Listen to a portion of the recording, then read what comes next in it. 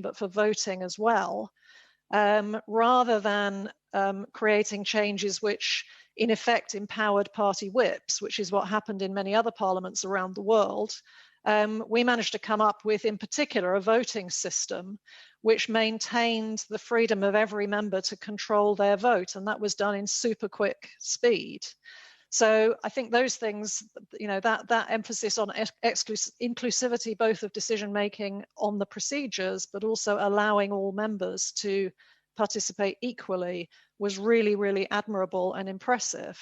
And then, as Ruth says, and maybe we'll come on to more, what happened subsequently around the Whitsun recess, I think, was deeply regrettable in the way that those procedures ended, because it was anything but an inclusive decision-making process to end the procedures, and the result was to exclude a lot of members initially from the vote on the 2nd of June, which was hugely problematic, but then from the procedures until some of those virtual participation mechanisms were put back on their feet. And even now in the substantive proceedings, members are excluded. And I think the proxy arrangements for voting are far inferior to the previous remote voting system.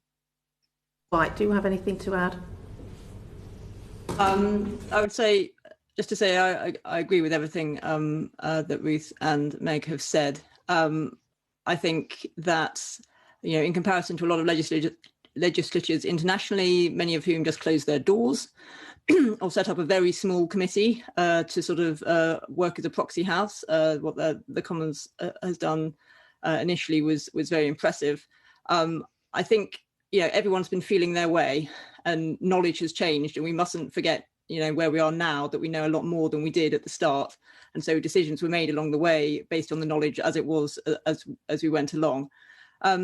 Just in terms of some of the weaknesses, I think, firstly to say, the strengths, the thing that hasn't been mentioned so far particularly is the strength of select committees, which I think, again, we might come on to, but the fact that they sat all through the Easter recess to provide scrutiny at a time when the House wasn't sitting, I think was really crucial. And I think we've seen some really innovative work there, and showing the value of the guesting procedure, for example.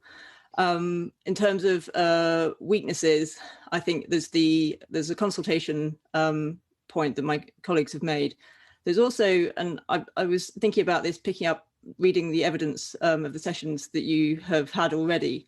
There seems to me to be a potential conflict which you might want to reflect on, which comes to the fore in a crisis situation like this, which is between the legal responsibilities of the clerk, the administrative responsibilities of the speaker, and then the power of the executive to make decisions which might cut across both those responsibilities and legal responsibilities. And I think that we've probably been lucky that there's been enough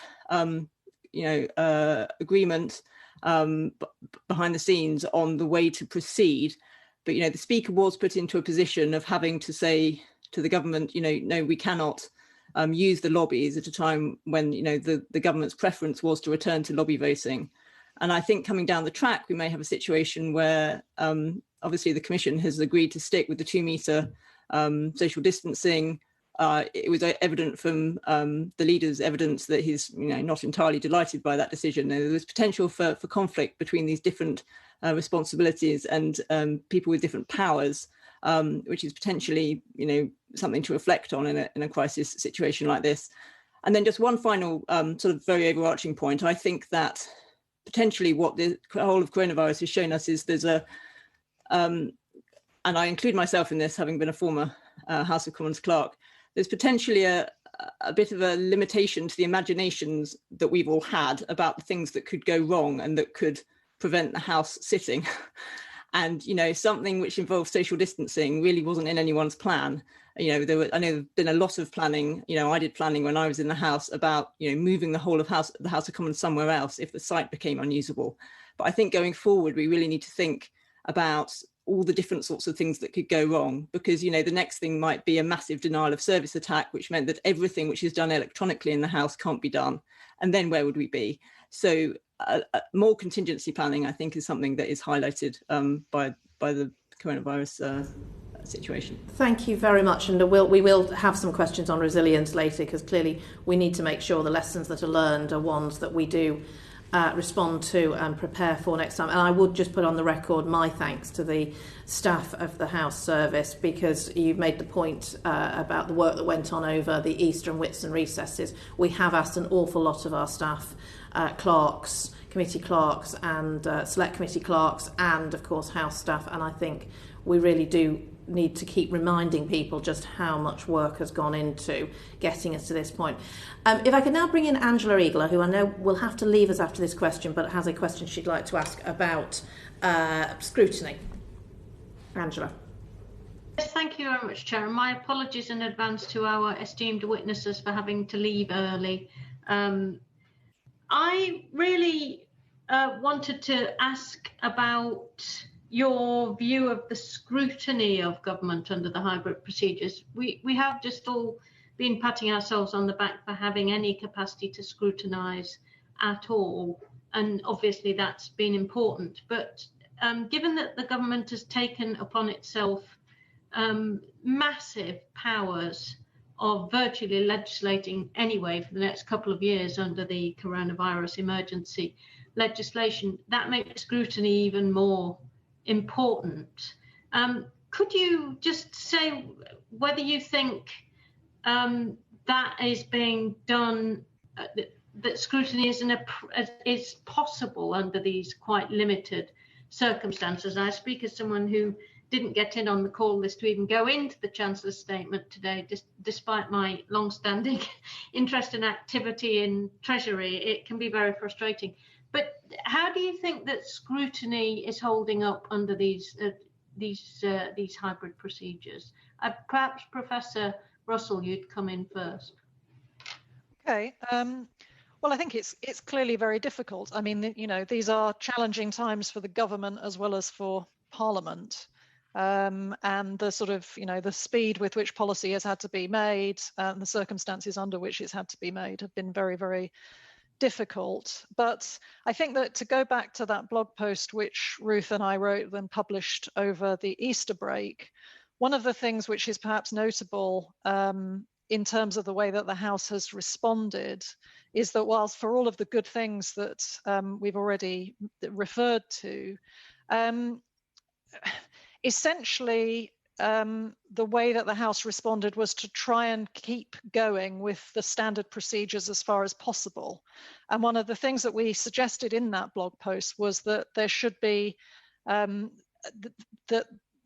the House should go further than that and maybe look at what new procedures were needed for these special circumstances. And I think that one of the things that strikes me is, for example, the prominence that the daily Downing Street press conferences had day after day after day, whereas no change was made to the questioning procedures in Parliament itself. And one of the things that Ruth and I suggested was that you might have a new kind of procedure for urgent questions, where there might be a standard expectation of 2 or 3 short urgent questions every day in order to ensure that Parliament was getting to ministers very quickly on some of the new announcements that were being made. We also suggested that perhaps the Prime Minister should be appearing more often than usual in front of the liaison committee, which again would have been less often. Which would have been a kind of parallel to the Downing Street press conferences, where he has appeared quite often.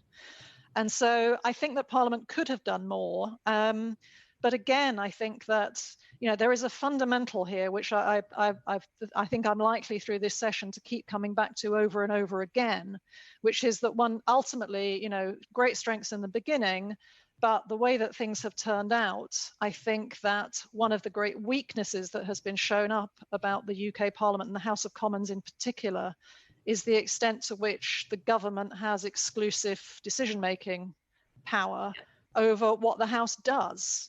And so, as I've already said, I think this committee has done fantastic work in, thinking imaginatively about what needs doing, making practical suggestions, advocating for those practical suggestions. But so much of the initiative in the UK system comes from the government. And of course, governments naturally shy away from scrutiny unless they're forced to be subject to it quite often. I think there's an additional point about the delegated powers, where I think Ruth, is very expert on that, and I'm sure will comment. There have clearly been concerns about the extent to which major changes have been announced very quickly without there being, and actually introduced without there being adequate time for Parliament to even look at the proposals. Sometimes those have been things which had been under discussion for weeks in advance of the statutory instrument being published, and yet it comes into effect almost immediately. And on some of those things, we knew that there was concern on the backbenches, things like the quarantine arrangements. But Ruth would have a lot more to say on the day-to-day ins and outs of that oversight, I think. I'd like to come to Ruth in a minute, if possible. I just want to ask Dr. White about another aspect of scrutiny, which I think has gone downhill rapidly in the crisis, and that is the timeliness and quality of answers to parliamentary questions from departments. And also, and you may not have seen this in quite the same way as we have as MPs, but the perfunctory nature of some of the answers to letters to ministers. Just to keep you in the loop, what has begun to happen is several departments, including the Treasury and the Department of Health, have stopped answering letters, have stopped ministers answering letters at all from MPs, and actually merely provided, in the Treasury's case, a kind of standard 4-page list of propaganda announcements for every letter that you send in. And in the Health Department's case, letters signed by civil servants, of which there's no obvious ministerial sign-off of any kind. I wondered if you might comment how that deterioration impacts on scrutiny, because I found it not only maddening, but I think it's a serious dereliction of the government's duty. Yes, so as you say, we haven't got visibility of the sort of letter writing that MPs engage in and how those answers are coming through. But I've seen in the evidence that you've received the concerns that members have about questions, certainly. I do think, obviously certain government departments have been very busy, but at the same time, the whole thrust of what Meg said is true, that, a lot of very significant policy is being made very rapidly. Legislation is being highly complex, legislation is being drafted. And the point of the scrutiny process, is to ensure that the problems that could have been inadvertently introduced there, or of which the government may be unaware because members are talking to their constituents and understanding, unintended consequences and so on, that they need to bring to the attention of government. If there aren't effective mechanisms for that to happen, then that is really problematic, I think, in a crisis situation. And I think it's a little bit contradictory that the leader has sort of put a big emphasis on needing to have debates in person in the House in order to have better quality debate, and say that a minister can only really be properly held to account if there can be numerous follow-ups and interventions and so on.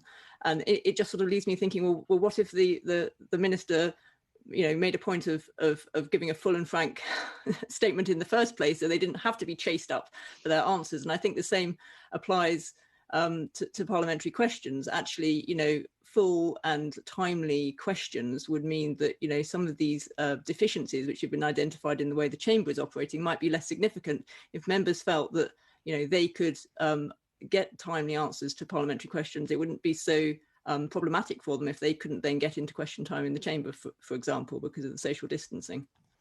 And finally, Dr. Fox, I wonder if you might make some observations about the statutory instrument procedure, particularly the very late tabling of some of the most important ones, which has left the law changed by statutory instrument, but without parliamentary scrutiny at all.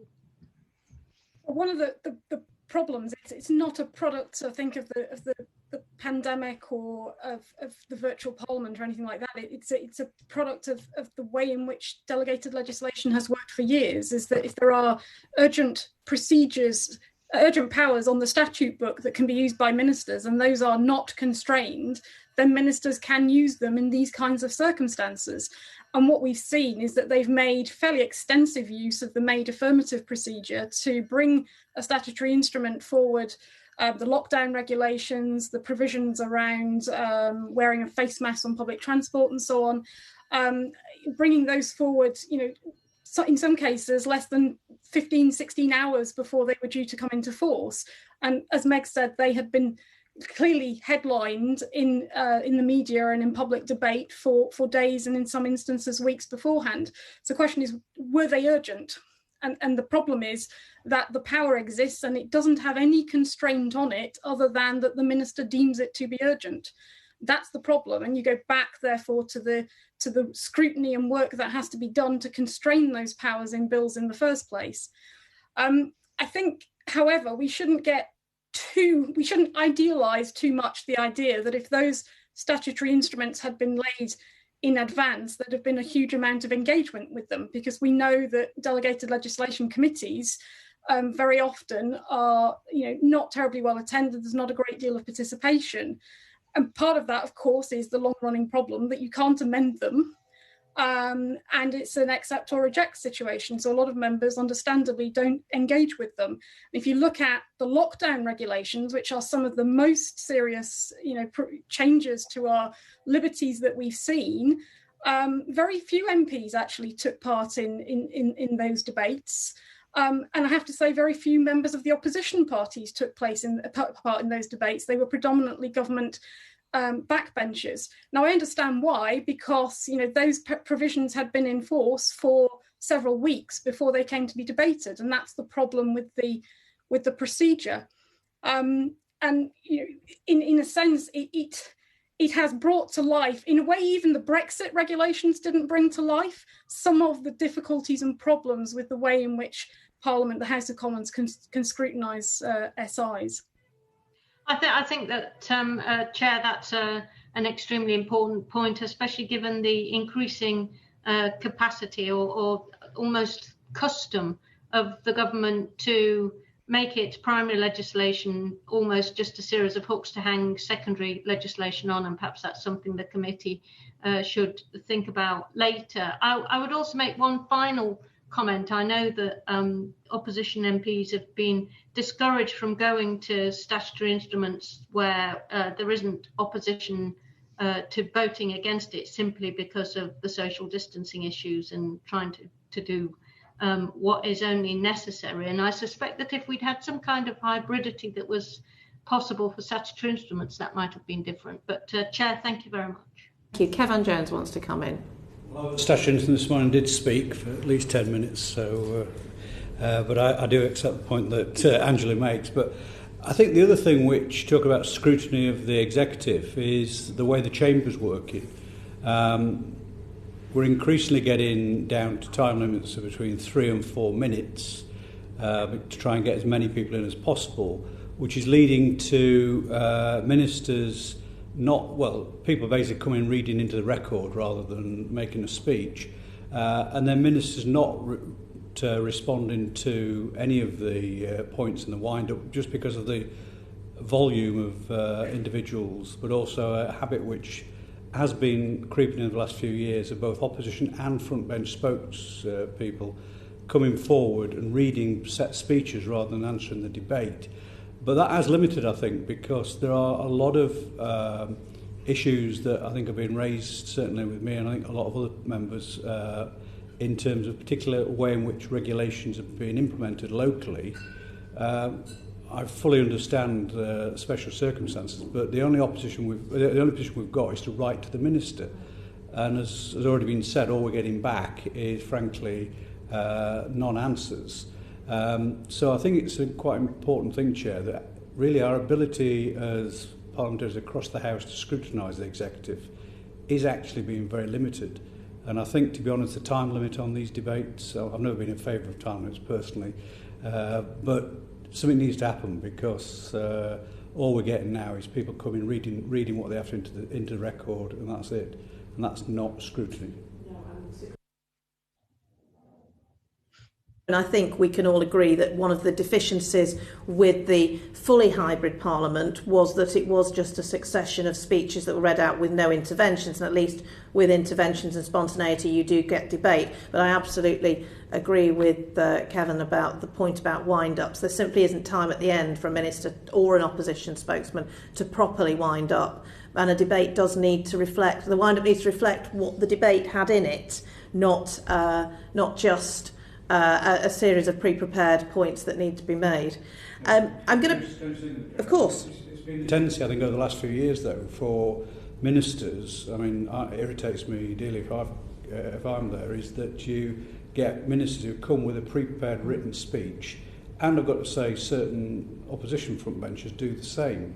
And all they do is refer to the people that have actually spoken in the debate. They don't actually say what those individuals have said. And to be honest, I think it's just lazy, and it's not about scrutiny. I think it's something the Speaker needs to start pulling ministers and front benches up on. Okay, well, these are all points we can come to that are more wide than just the procedures under coronavirus restrictions. Can I bring Jack Brereton in now, who's got some questions about the way business was conducted during the fully hybrid proceedings in April and May? Thank you, Chair. And yes, I particularly want to concentrate on the scheduling of business. And obviously, during the hybrid proceedings, this was done through a motion that was signed by the Leader of the House and his counterparts, the two largest opposition parties. And as we've touched on earlier, this is obviously different from previously. So could the witnesses just please outline what is different in this approach to the usual arrangements we would see for determining Commons business?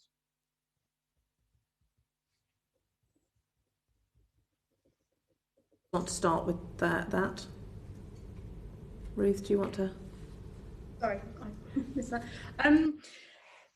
Well, clearly, in those early days, it was almost as if we had a form of business committee happening, but very rapidly, as the liaison between the parties and the sort of the cross-party nature of things deteriorated, that becomes more difficult. I think for me, the interesting aspects of the scheduling of business were why the members signed up to a 3-day week on an ongoing basis, 3-day sitting week, because that naturally constrained what business could take place.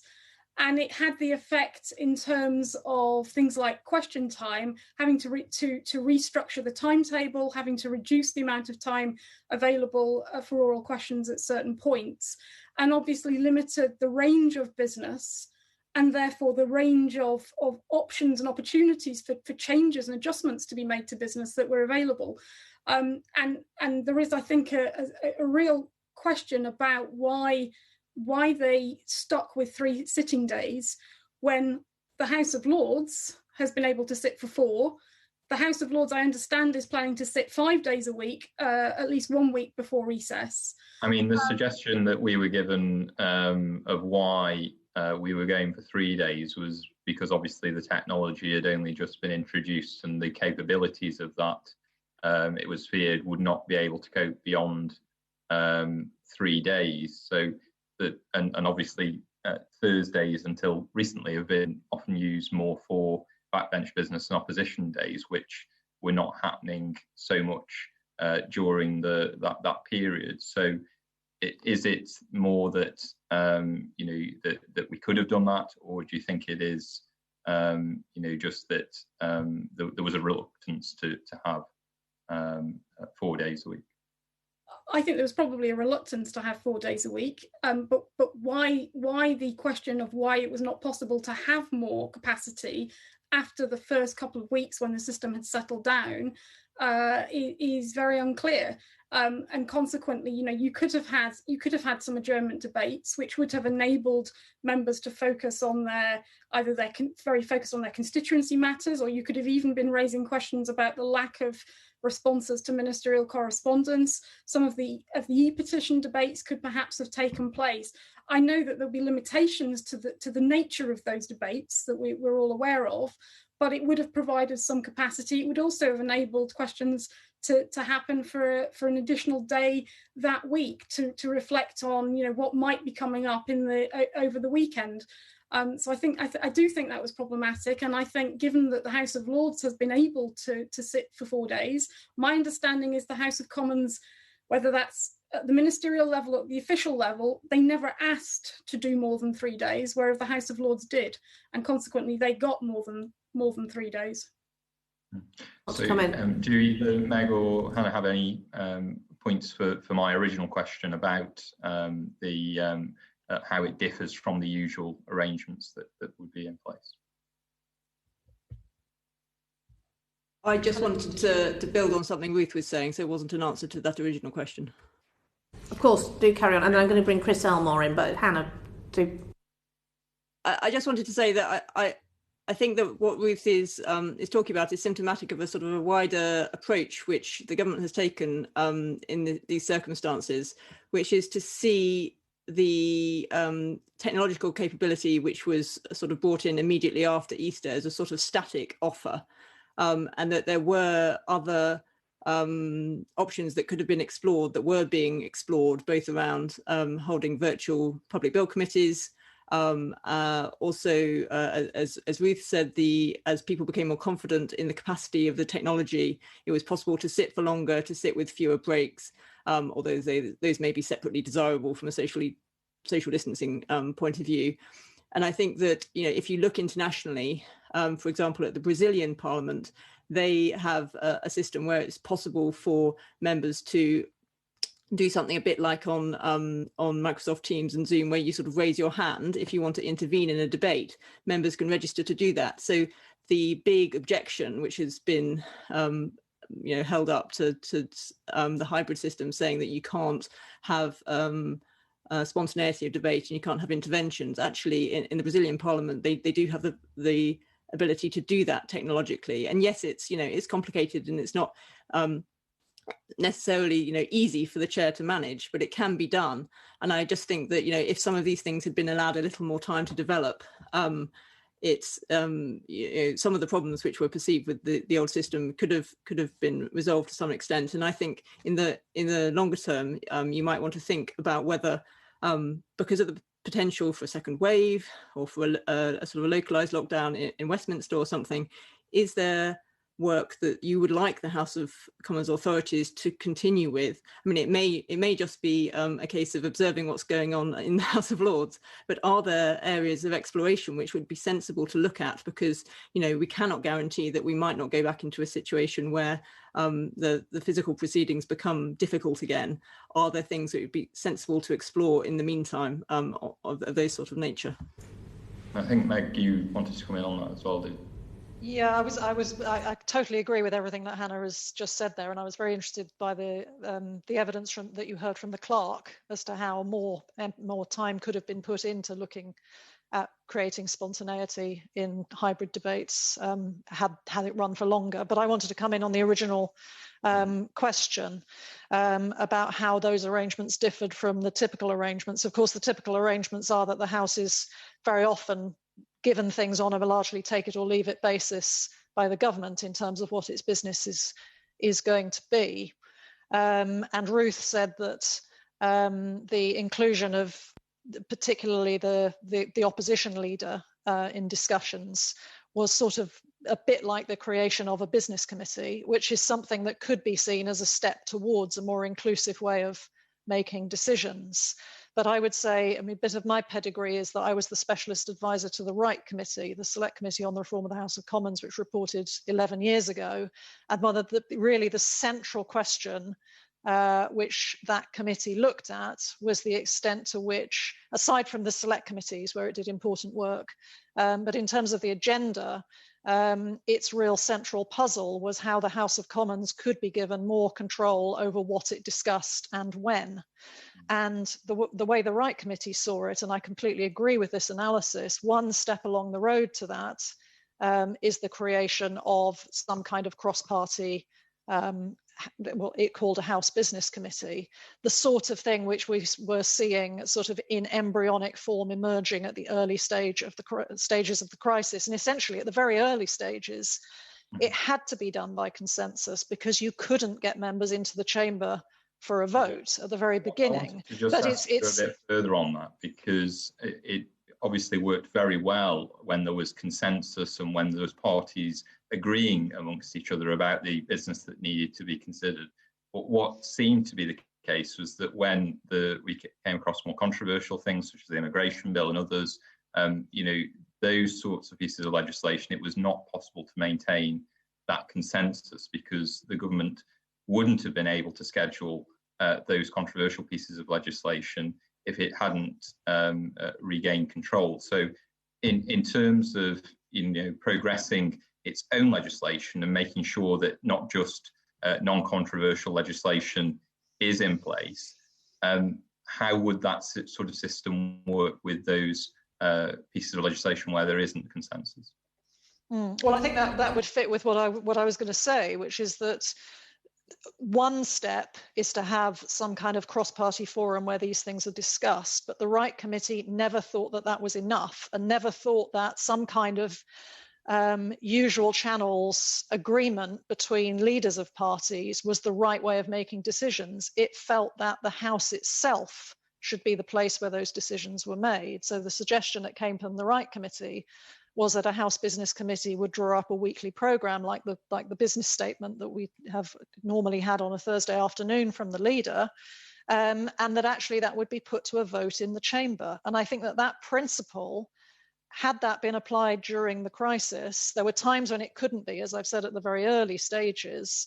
But I think that one of the problems that we've seen in the later stages of the crisis is the government assuming that because it has a majority in the House, because it has a partisan majority in the House, that a majority of the House will necessarily be on its side on some of these decisions. And I think that there are times when quite possibly a majority in the House wouldn't have been on its side on those decisions. Now, if it wants to put a programme to get its legislation adequate time, and the government's backbenchers support the government, then of course it will always win the vote. But there are occasions, like we saw it, for example, on the implementation of the changes with respect to bullying. You cannot assume that just because something comes from the government as a proposal, that it will have a majority across the House in support. And I don't think there's any clear indication that there was a majority across the House to end the hybrid arrangements, given that so many people were disenfranchised from the vote on the 2nd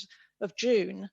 So I think that the move from cross-party agreement is one possible way of showing that there might be support across the House, but ultimately the way of knowing that is to put decisions to the House itself to make. I'm still a little bit puzzled about how, if we're going to have that sort of committee deciding business, how the government gets through its legislation. And I think as we've seen and what happened, there were pieces of legislation that were more controversial, which it was unable to table because of that process. Do either of our other witnesses have any thoughts about how that would work if it's all well and good when we have non-controversial legislation, but things that have been elected, the government's been elected on in their manifesto, surely the government should be able to put those pieces of legislation forward and secure them time within the Commons. Before the witnesses come in, could I bring in Chris Elmore and Liz Twist, who both I think are keen to make a comment, but Chris Elmore and Liz, and then we'll go back to the witnesses to answer those questions. Thank you, Chair. I think in particular to Dr. Fox's comments about the 3-day sitting week. Of course, I know that all the witnesses will be aware of this. There were occasions in the 3-day sitting week when actually the House rose early. And that in itself is a problem because there was business not put on the basis that it wasn't consensual. But actually, there have been various bills since the House was returned since Whitsun that have not had divisions, regardless of an e-voting system or the conga line, as it's now become known, or the proxy voting that is now followed. There's been multiple bits of government business in that case. And also, to come to what I think Professor Russell said in relation to the clerk's evidence last week, but also over multiple sessions we've had with the clerk and indeed with the leader of the House over virtual public bill committees. I just wonder what Professor Russell's view would be, that there was testing for hybrid public bill committees or virtual public bill committees. There could have been an option to bring legislation forward, including controversial legislation. I was part of those negotiations through usual channels. And indeed, House staff had initially been commissioned to undertake additional virtual proceedings, and then they were cancelled by government. So I just, to add to what Mr. Brereton has said, I think it's important to know that actually those things were going on, and we could have done it if we've chosen to, which I accept is what you've said in essence, but it's important to put it on the record. Liz Twistin, and then I'm going to come back to the witnesses. Liz.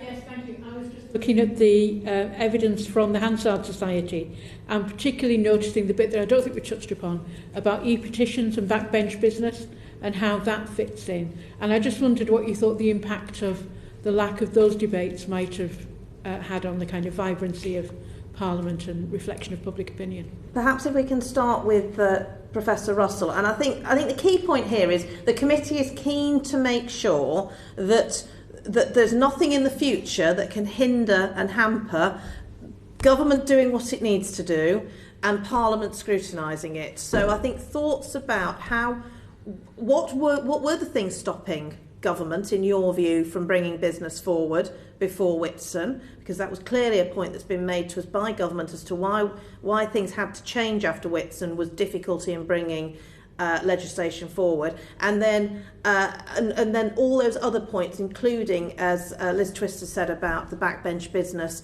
petitions, etc., which are simply not happening in the way they used to, and didn't happen at all during the hybrid proceedings, but certainly aren't happening now even as much as they should. Professor Russell, can I start with you? Well, I think on Chris Elmore's question about the public bill committees, I've read your evidence and it's a bit of a mystery to me. I don't know whether any of the other witnesses understand better, but I read your evidence with the leader from last week, where it was, not the first time that you've pressed him on this, and the point was made that there was capacity to hold 2 public bill committees in person, that there was the capacity for virtual public bill committees. And reading the evidence, I'm genuinely perplexed as to what was going on. It looks like maybe there was some kind of internal communication error or something, because it feels like committees were possible and yet they were not happening. And you may have better information on that than me. On the point that Jack Brereton was making about the government getting its business, I absolutely agree that you shouldn't expect to, in normal times, have a committee which, by which you reach cross-party consensus on what the business should be. And you can't be in a position where, on a day-to-day basis, the opposition has a veto on what government business can be put. Clearly, but the point that I'm making, and it is consistent with what the Wright Committee recommended all those years ago, which never happened, is that ultimately it should be for the House to decide. And if the government has a majority in the House, then the government should have no difficulty getting its programme agreed, not the business itself ultimately, but the programme, the use of time. But there hasn't of late been an opportunity, and there isn't by standard an opportunity for the view of the House to be tested on what the House should be spending its time on. That system actually operates in the Scottish Parliament. It operates in some other parliaments around the world. And I think that I think one of the difficulties that we have with the standing orders in the House of Commons is that it is too often taken as an assumption that the government speaks for a stable majority. The government often has a majority in the House, but that doesn't mean that the House should be routinely delegating decision-making to the government. It should be for the government to propose to the House and for the House to decide whether it wants that. And if the government indeed has a stable partisan majority, that should never be a problem for the government. It shouldn't be afraid to test the opinion of the House. Dr. White, did you have anything to add? I don't think I have anything to add. And Dr. Fox? If I just perhaps pick up on the issue about e-petitions and adjournment debates and so on. I mean, clearly, at the height of the pandemic, these were not the critical bits of business compared to ministerial statements, urgent questions, PMQs and so on. But as time went on, as the capacity of the system built up, I think that is where the expansion of proceedings and the use of the technology could have helped. We could have had adjournment-style debates, we could have had e-petition debates, backbench business debates, and the nature of them in terms of interventions is slightly different to the way it operates in terms of public bill committees, for example, or legislative debates. So in terms of the number of participants in an adjournment debate, for example, the use of the technology would have been less problematic than it is in a legislative debate. I think the e-petitions is particularly problematic because, of course, that is how so many members of the public engage with the House. It's the House of Commons Parliament's sort of front door for the public. And by Wits and Recess, we had 22 e-petitions, I think, that had passed the 100,000 threshold and hadn't been debated. So I do think that is problematic, particularly when you think that the e-petition system had been closed for many months already because of the general election and the length of time it took to set up committees. So for members of the public looking on who suddenly were able to get onto the system, sign up to these petitions, to then not find that they were able to get them debated in a timely way, I think is problematic. And given there was the capacity to have used the virtual proceedings in a broader way in an additional day, I think that could have been dealt with. And I think that if we end up in a situation with a second wave, that is an area which could be looked at. Question on scrutiny and the way that Parliament is able to scrutinise, and that's coming from Owen Thompson. And then we're going to move on to how we actually manage our proceedings in the chamber. So, Owen. Thanks, Chair. Dr. Fox and Professor Russell, you've said that the current crisis and Parliament's response to it should not become a pretext to shift power further towards the executive and party managers, and that also fits in with comments that Dr. White previously made in an answer. But isn't some form of party business management going to be inevitable, particularly in a situation like we're currently in? I don't mind who wants to come in first.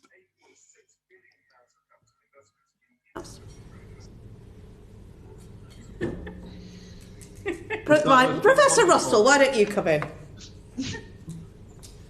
Well, I think that those two statements are not inconsistent at all. The idea that you need to have party management, of course you do. You know, the House of Commons is a big and complicated place, 650 members. There has to be some delegation of decision making. But at the same time, that the crisis shouldn't be an opportunity to strengthen the power of the government and the whips.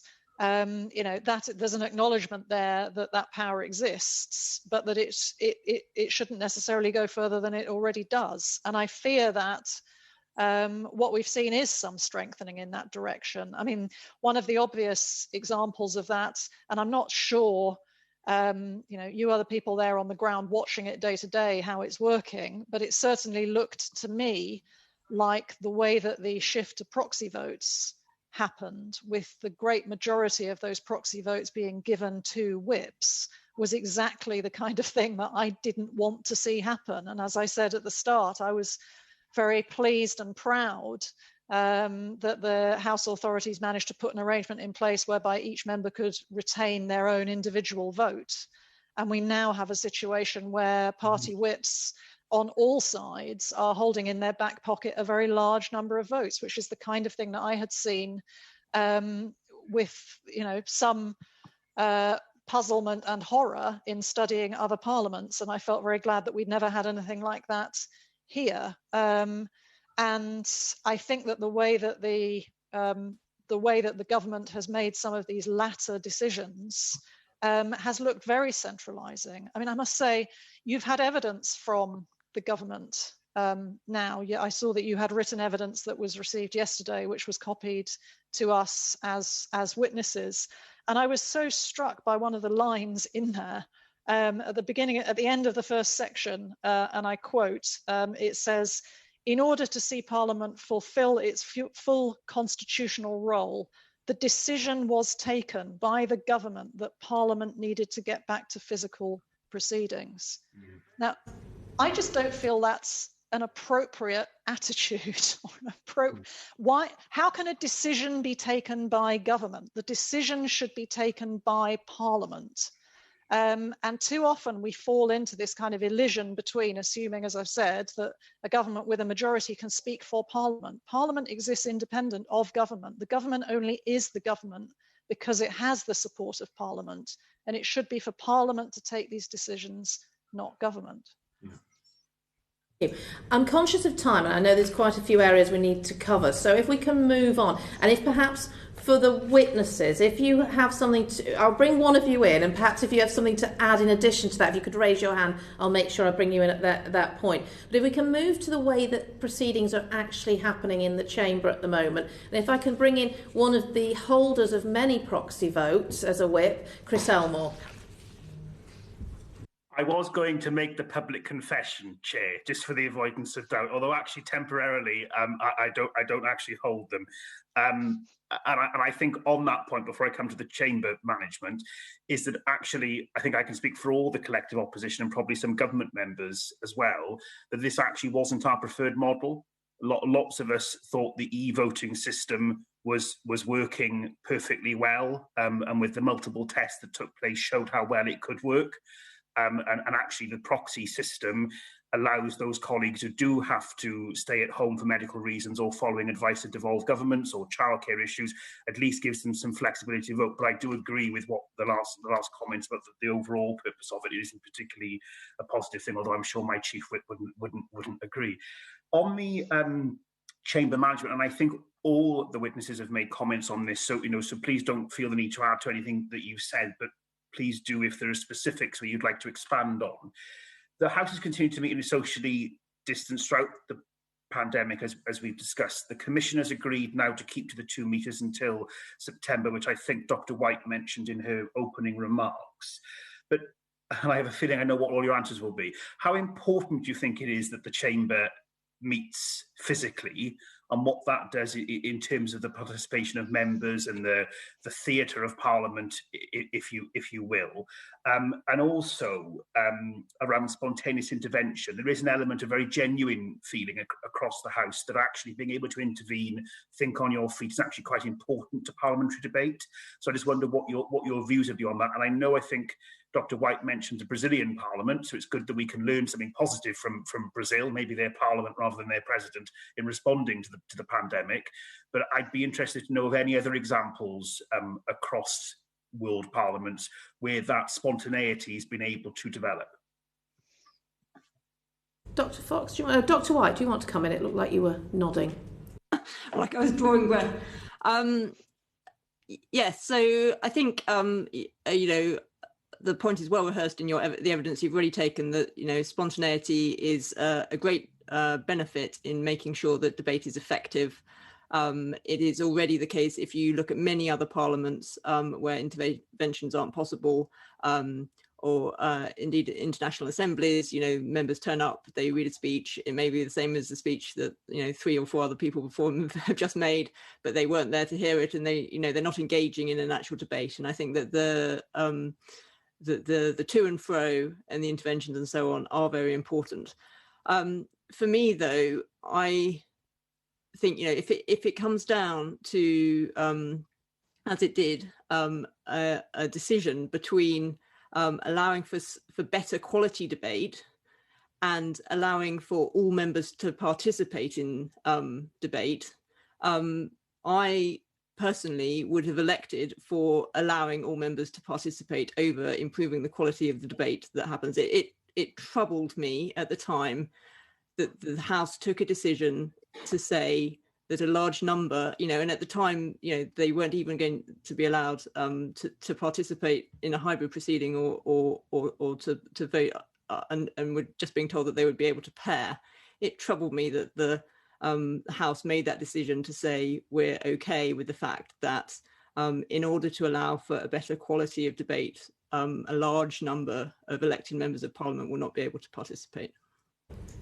Chris, if I can I just bring Kevan Jones in the room? Sorry, one of the joys of trying to chair a virtual meeting. Kevan has a point on that, and then I'll bring Chris in. Well, I think it's a broader point that I made earlier on is that it's turned us into people coming in and reading into the record rather than debate. And I think it's a tendency which has been creeping in slowly, I think, since we put time limits on debate, time limits on speakers.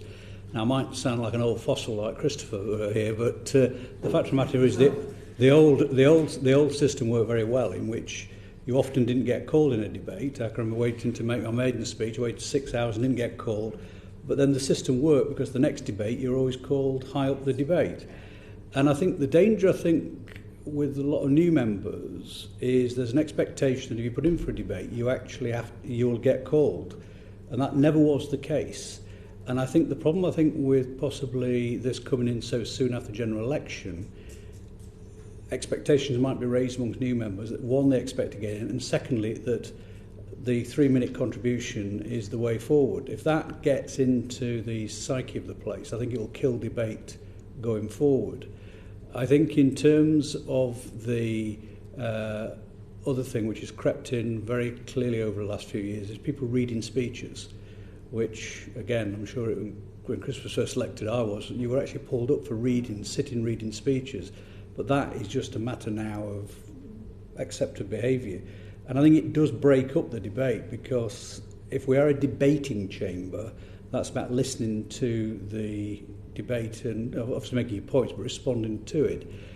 And as I said earlier on, it's not just backbenchers. Government ministers now often turn up with a pre-prepared speech, and what they do is they tend to possibly make a list of who spoke and mention them, but don't actually talk about what they've actually done. I know when I was a minister, all I used to do is I used to have an opening paragraph and a closing paragraph and sat and made notes throughout the debate. And that's, I think, but that is not the case now, which leads to, in terms of accountability of the executive, I think it's not good practice.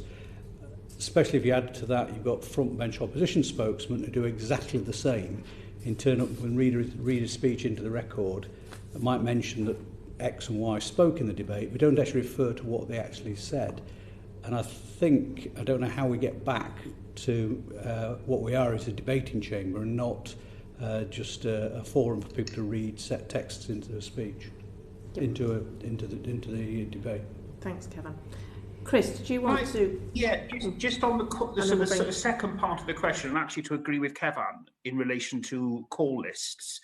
There are lots of members of all parties who think the call lists mean that you'll get called definitely, no matter how long the Speaker controls the timing of the chamber, which everyone seems to ignore. People don't seem to acknowledge that there are X number of Labour, SNP, Green, Plaid, Conservative members, but obviously there's a payroll vote who can't speak because they're bound by the rules of the House. So I wonder what you think about publishing call lists, because there's a debate about whether they're effective or not. And also, as Kevin says, what it also means is people are going in, they know they're in for 3 minutes, they no longer have to stay in the chamber, they no longer have to listen to opening remarks, and that's all because of the pandemic. But actually, there is a logic to saying that when this ends, whenever it may end, even if we go to a 1 metre distance in the chamber, that actually it's quite important to be in the chamber to hear what a minister has to say, or if a minister is responding to you, or an official opposition spokesperson is responding to what you've said, if we can improve the response mechanisms that Kevin has mentioned. As with the call list, sort of says, I've not been called, forget it, I'm not going to bother. When actually a significant part of a member of Parliament's job is to speak in the chamber and represent their constituents, even if it's a minute intervention that allows you to raise a constituency issue. Example. I think Professor Russell was on the call list for this afternoon. So Kevin Jones just saying there's 71 members on the call list for this afternoon, and we know that Owen Thompson, I think, is number 12 on the call list, so we'll be going shortly to join that. But it does mean that it's not a debate if you're not sitting listening to openings and closings and speeches sometime before yours, even if you're in to listen to the speech before yours. But Professor Russell, did you have some response to that? Yeah, I mean, I would say I've always been a bit agnostic on the idea of speakers lists, and I think the advertisement that we've seen for them in the Commons recently and in the Lords as well has not been a particularly good one. I've also, for the record, never been an advocate of electronic voting. I'm a bit of a traditionalist in that regard. I think that the opportunity to grab the minister in the lobby and all of that, I go along with all of that. But needs must. You know, we are in this extraordinary situation. We have to be pragmatic. And obviously, these things were brought in recent circumstances for a reason. I think that with respect to the spontaneity and all of that is clearly very important, and something very valuable has been lost in recent times. But I noted, and I think I completely agree with what you said in this committee's report of the 30th of May, that there may be a need for some compromise here between principles. I completely agree with Hannah. In general, that equality of participation is an absolutely key principle, and particularly with respect to voting.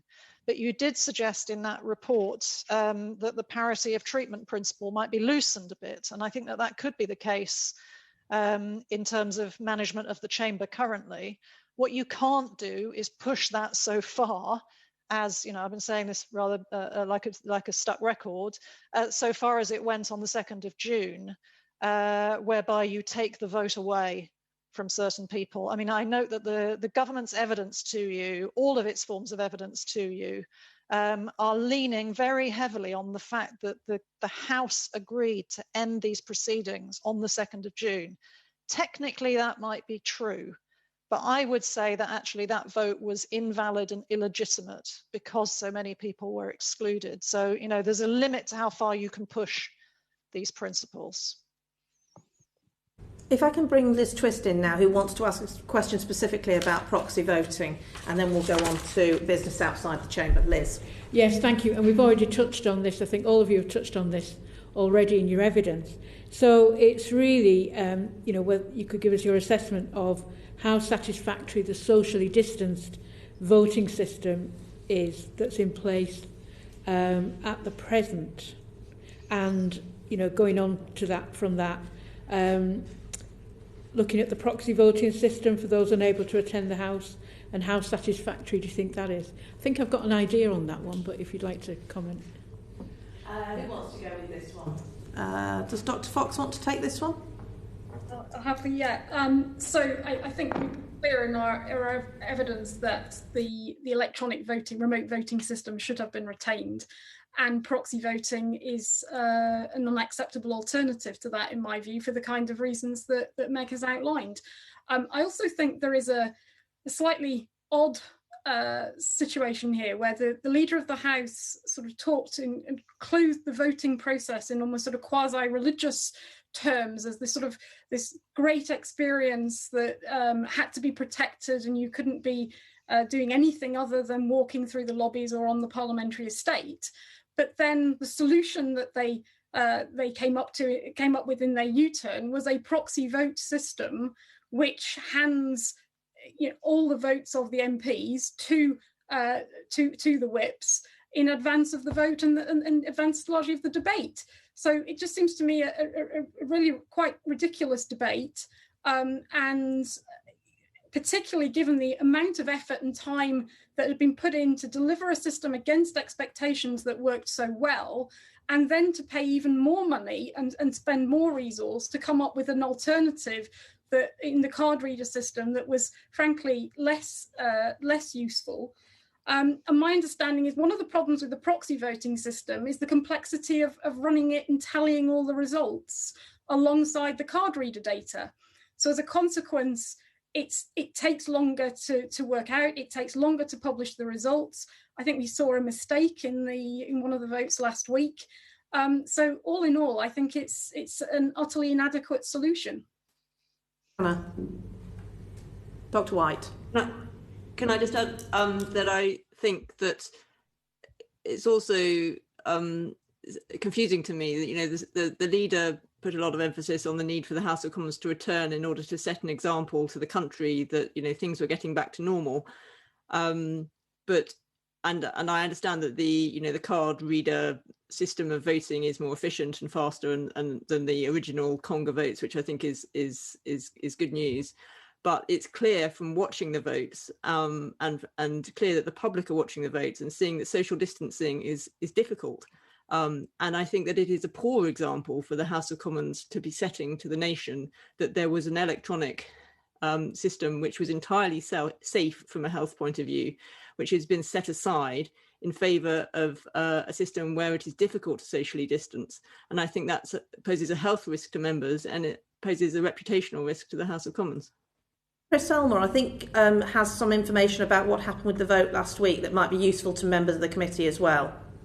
Yeah, so thanks, Chair. Last week, which was mentioned in the statement, then there was proxy votes issued by the SNP chief whip, and this is all sort of public in the sense that this was queried afterwards. Those 30 votes, I think, Owen will help me on that because Owen is an SNP whip, weren't accounted for by the teller. So several hours later, or certainly later that evening, that was picked up by the House authorities. To be clear, the government weren't close to losing, but it certainly narrowed the gap quite significantly. But what it meant was when the vote was declared, despite the fact that we were sort of querying it live, if you want, from behind the Speaker's chair and in the whip's office, there were 30-odd members on Hansard that voted that weren't actually read out in the chamber. Shape has a question on pairing, and then I know Professor Russell did want to come back in, so I'll bring Professor Russell back in. But Sir Christopher. Yes, I'd be interested in your views about putting fresh emphasis on the pairing system, as it used to be when I first became a member back in 1983, and in that Parliament and in the following Parliament, pairing was the norm, and you'd have relatively small numbers of votes actually with participation in the chamber or in the Commons, because people would be paired. Unless it was a genuine three-line whip, there'd be a two-line whip which would enable them to be able to absent themselves either away on parliamentary delegations or select committee visits or private family things, or even because they were ill. And the public accepted that it wasn't necessary for an MP to be voting in every division in order to be able to show that they were doing their job. And it seems to me that we need to go back to that. And our chairman mentioned when we were discussing this earlier that she thought the genie was out of the bottle and that the public would never accept that members shouldn't be voting in every division that was available. But I would argue that we should try and educate the public into seeing this in the wider perspective. And I'm wondering whether you think there's any scope for trying to educate the public about the fact that members can be active members of Parliament without actually having to participate in every vote. Professor Russell. Well, in response to that, I think there's a place for pairing in its traditional way. If somebody comes down with a short-term illness or has a family emergency or something like that, that on in a small number of cases, people are paired. But I absolutely don't think it's the answer in this situation. Ruth and I touched on this in the blog post from April that's been referred to several times. I mean, one of the difficulties with pairing is that you're marked down as absent, and members want their vote to be on the record. And the other one is, of course, that it's even less flexible than proxy voting by whips. I mean, as I understand it, despite the fact that whips are holding some of the votes, there has been at least one instance, maybe several by now, of a whip casting votes in two different ways if they've been instructed to do so by the member, and I welcome that. With pairing, it's simply assumed that you're going to vote the party line. So I absolutely don't think that that's the answer large scale in this situation. That the only thing that I was going to say when I put my hand up just now on the previous point about the card reader system was I was so struck when I read your evidence from last week. It was the evidence with the clerk, but I think it was Matthew Hamlin who answered the question about the amount of staff time that is going in behind the scenes to tallying up even just the card reader system, leaving aside the proxy voting system, and the little kind of quiet plea that was written between the lines of his evidence as to how the system which they put so much time and energy into setting up for the remote voting created the division list instantly. And I say that as somebody who, as I say, has never been a supporter of electronic voting, but you clearly had a very efficient system that was working for the circumstances, and now you've got a rather inefficient one.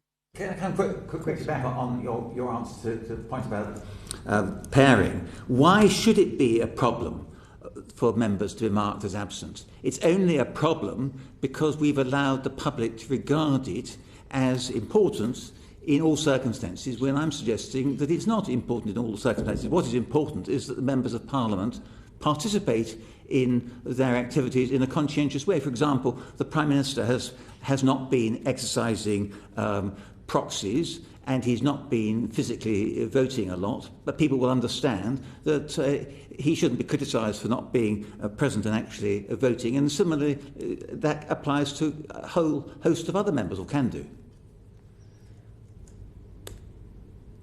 Do you want me to respond to that? Well, Dr. Fox, perhaps you look like you want to come in. I was just going to say, I mean, I admire Sir Christopher's optimism about the possibilities in terms of educating the public about some of the complexities. But by and large, most members of the public don't give an awful lot of thought to how MPs vote, unless they're, of course, confronted with pictures on the front pages of the conga line. We know from our audit of political engagement that most members of the public struggle to differentiate between government and parliament. But in a world in which, particularly, you have these data sites monitoring the activities of parliamentarians, when you have media, particularly doing data monitoring of the activities of MPs and sort of compiling reports on that, I think it probably unrealistic to expect that, in the coming years, we're going to educate them away from focusing on those things. But if we were to try, I think the focus should be more on working with some of the organisations like They Work For You and the media, rather than sort of pitching this idea of educating the public in the broadest sense. I think some targeted work by the House to engage with the mediators, if you like, of this information that push these messages out to the public would be a better option. Could I enlist your help on this? The Hansard Society? Possibly, but we'd have to have a conversation. Liz Twist wants to make a quick comment, then we must move on because I'm conscious of time. Yeah, it's really just one very quick one. Looking at the different methods of voting, really, whether you think that the current arrangements or pairing arrangements have a disproportionately, unequal impact upon, say, women members or members with disabilities. Hannah, do you want to come in? Dr. White?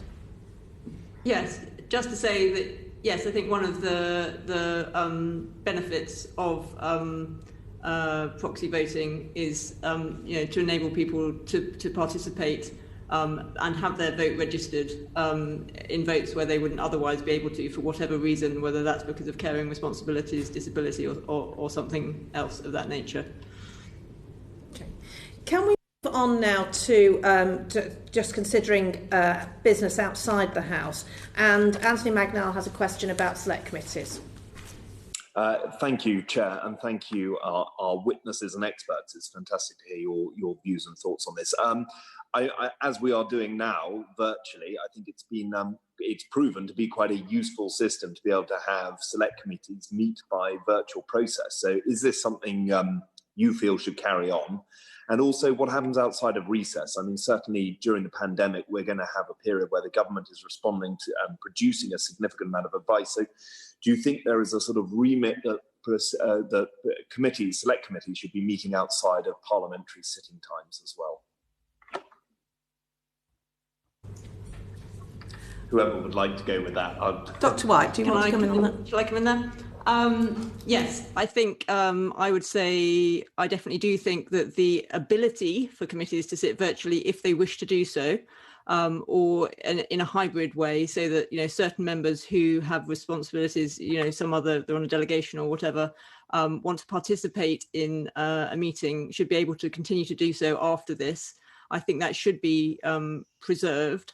I think one of the problems that we sometimes saw in the pre-coronavirus era was some committees meeting with very few members, because you are all so busy and you have so many multiple engagements, and it may be, you know, sometimes that it's not that you're actually doing something, but you're traveling or whatever, and you might be able to participate virtually in a meeting. So I think we might see an increase in attendance at select committees if some kind of virtual ability to meet were sustained. I think it's really good from the point of view of diversity of witnesses, that people who can't necessarily travel to Westminster, whether from overseas or from elsewhere within the UK, will be able to participate as witnesses. And I also think that for some sort of more diverse witnesses, younger witnesses, dare I say, who are more sort of digitally inclined, giving evidence via video link is potentially for them a more comfortable milieu than walking into the Pugin flocked wallpaper I can see behind you, Mr. Magnol, and you know, and they're quite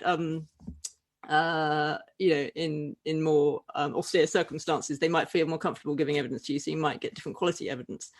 So I think there are lots of good reasons to keep it, and I think that sitting in a recess, I mean, subject to the point that you know, your staff have all been working really hard, and they you know, the last thing they want to hear is people telling them that they ought to be running lots of committee meetings all through the recess.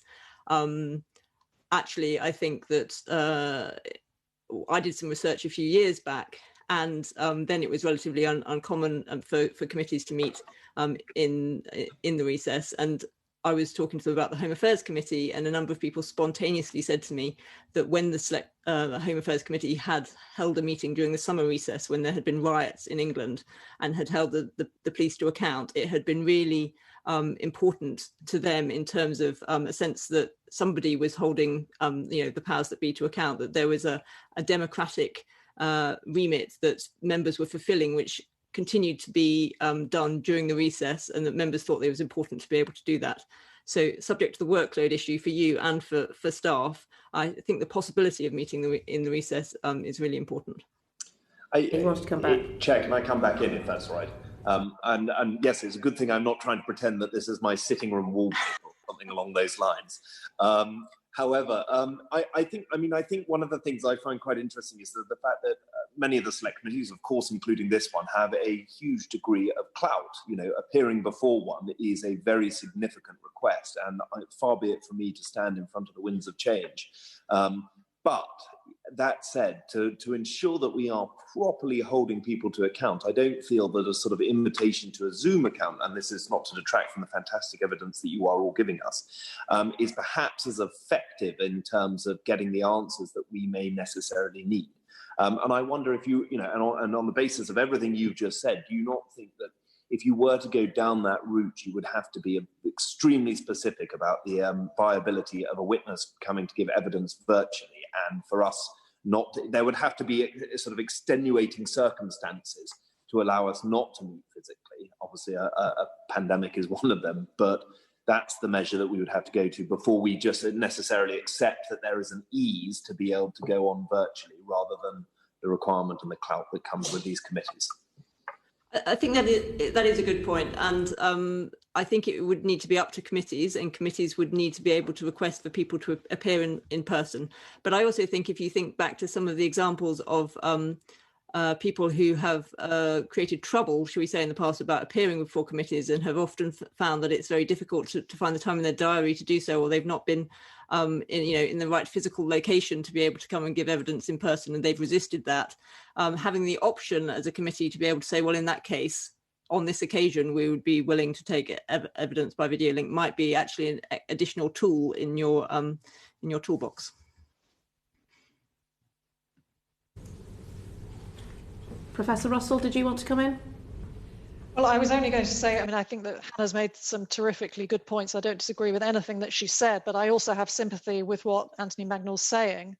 And it feels to me like this would be a good topic for you to give consideration to. I'm sure you'll be thinking about questions about the longer term implications and, you know, future lessons. I think there's general agreement on the panel that a greater use of virtual participation in select committees in future than we have seen traditionally in the past would be a good thing. But I do think that, you know, we've heard a lot about spontaneity, and, you know, there are questions of sort of non-verbal communication and so on. Those apply to select committees just as they apply, you know, in a different way, but they apply in select committees as well as in the chamber. And so I think if select committees went all virtual, that would be a loss. So I think that maybe you need to be thinking about, yes, the circumstances in which witnesses are allowed to give evidence virtually, and perhaps also the circumstances in which members are allowed to participate virtually. Is it because they're absent for particular kinds of business? Somebody was mentioning, you know, an overseas visit or something like that. Is it in the case of illness or whatever? Could they be allowed a certain number of virtual participations isn't a word. Could they be allowed to participate virtually a certain limited number of times a year or something like that? It feels to me like those are the kinds of things that your committee might want to think through in terms of setting out a framework for the future. I'm very conscious that we've kept you already 10 minutes longer than we told you we'd be keeping you, but we've just got a few questions just to wrap up about the House control of its own procedures. If I can bring in Nigel Mills, and then I promise we will let you go and do what you need to do with the rest of your day. Nigel. If I just take you back to the earlier comments on House business committees, which I think the Chair and I have both put on a manifesto commitment for in 2010, seems like a long time ago, doesn't it? We had the strange situation after the Whitsun recess of the House not being able to have a vote on how it wanted to vote because the government wouldn't lay a motion which would enable the House to have had the vote. Would you agree that whatever else we think of House business committees, the House ought to be deciding conduct of the House matters and not the government having an effective veto by just refusing to table a motion in that situation? Dr. Fox, do you want to? Yes, I mean, I think we're probably agreement across the piece, and I think Meg had already sort of articulated this, that that the House should have far more control over what happens to it, and that can be done through a vote. And if the government has a majority and can carry the day on the merits of the argument, so be it. But that will not always necessarily be the case and shouldn't be assumed. And is your view that House businesses, how the House conducts itself, should not generally be heavily whipped votes? And we had a drift towards House business not being a free vote when it probably was 10 years ago. You're not too fussed on that either way. My preference would be that it would be free votes as previously, but as you say, I think that drift has gone the other way slightly. But ultimately, you know, it is for members individually to decide, and the preference ought to be in favour of a free vote. I agree. Yes, and I agree too. And again, this might be a useful topic for you for future considerations. It's a terribly big topic. I think that we've seen difficulties over this undoubtedly recently with respect to the events which we've discussed at length. I think we also saw this to some extent during the Brexit process, with the government failing to bring things forward, withdrawing things to avoid awkward votes and so on. So I think it's a general topic which is ripe for reconsideration sort of 11 years after the Wright Committee reported. And I think one important thing that could be done through that inquiry in a report would be to set out exactly that, what happened in the past. Because I think one of the concerns I have is that there's been such a turnover in the House in terms of membership. And I think about 26% of the members of the House were there prior to 2010. And obviously the last decade has been a very different decade in terms of how the House has operated. So in some ways, it'd be quite useful to set out how things previously worked and how they've evolved over the last few years. Yes, it's often easy to over-romanticise the past. I remember various sort of soft three-line whips on things in the past. The whips have not been totally uninvolved in these decisions, but I think they were always officially free votes until fairly recently. Thank you very much. We have an enormous number of other questions we could ask you, an enormous number of other topics we could ask you about. We're very grateful for the evidence you've given us and also your written evidence. If there's anything else that you'd like to add to the work we're doing as a result of this, perhaps thoughts that you have post this meeting, you're very welcome, obviously, to write to us. But can I thank you for your participation and some very enlightening and thoughtful and thought-provoking contributions. Thank you very much.